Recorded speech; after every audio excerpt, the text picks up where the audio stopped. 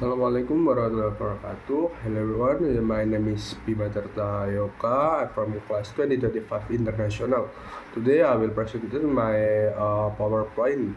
The title is Superconductor. So, what exactly is a superconductor? Superconductor is in our standard conductor like copper, electrical resistance is a fundamental property. It is why our device get warm and why we lose energy in power lines.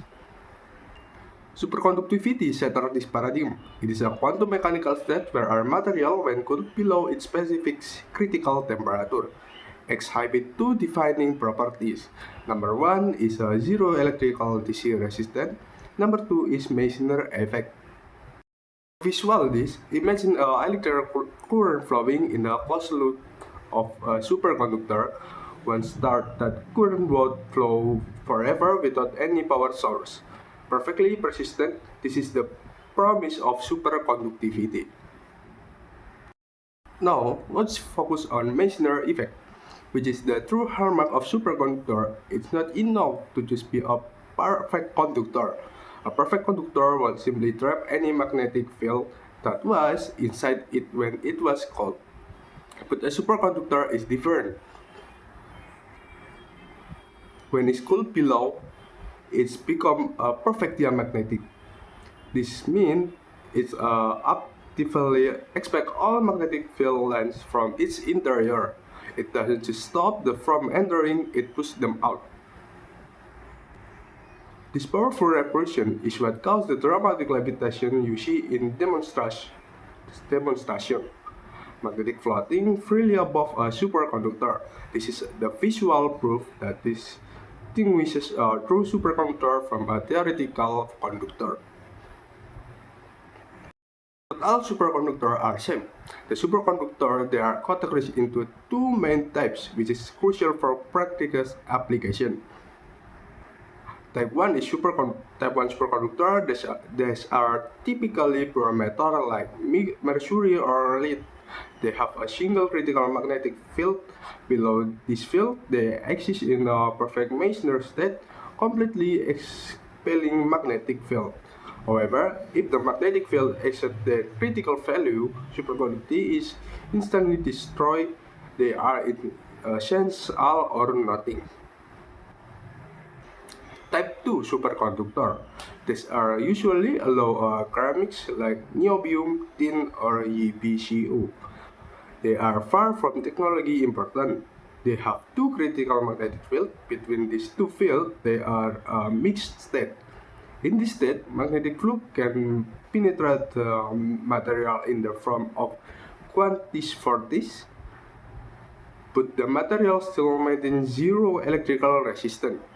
This ability to withstand much higher magnetic field without losing superconductivity is what makes Type 2 superconductor is material or just for building powerful electromagnetic. And just the high T0 revolution. For decades, the main obstacle was temperature. Superconductivity required cooling with liquid helium to just a few degrees above absolute zero, which is extremely difficult and expensive. This changed in 1886 with a partnership, the discovery of high temperature copper oxide superconductor. I must clarify, high temperature here is a relative term in superconductivity. This ceramic material can superconduct above the boiling point of liquid nitrogen. Why this is a revolution? Because liquid nitrogen is about as cheap and reality viable as bottle of water for a laboratory. It's 100 times cheaper and much easier to handle than liquid helium. This breakthrough certainly made many applications of superconductivity economically and practically viable, opening the door with very use.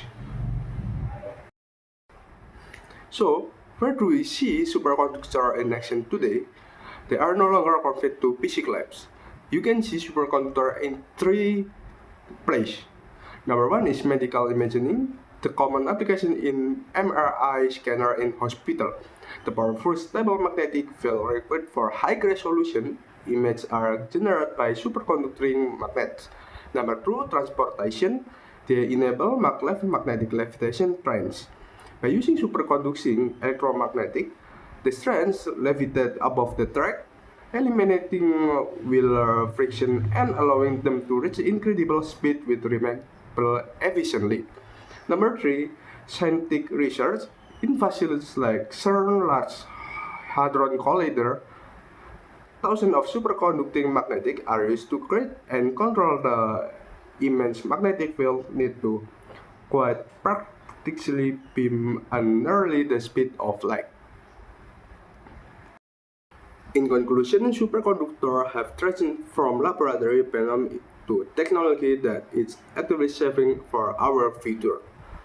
Their true key properties, zero resistance and the Meissner effect, open the door to a world of perfectly energy efficiency, revolutionary high-speed transportation, advanced medical diagnostic, and even quantum computing. The primary challenge that remains is the operating the temperature.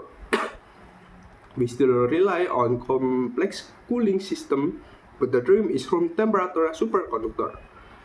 With continued global research, the dream is getting closer to reality. A world without electrical resistance is a world transformed.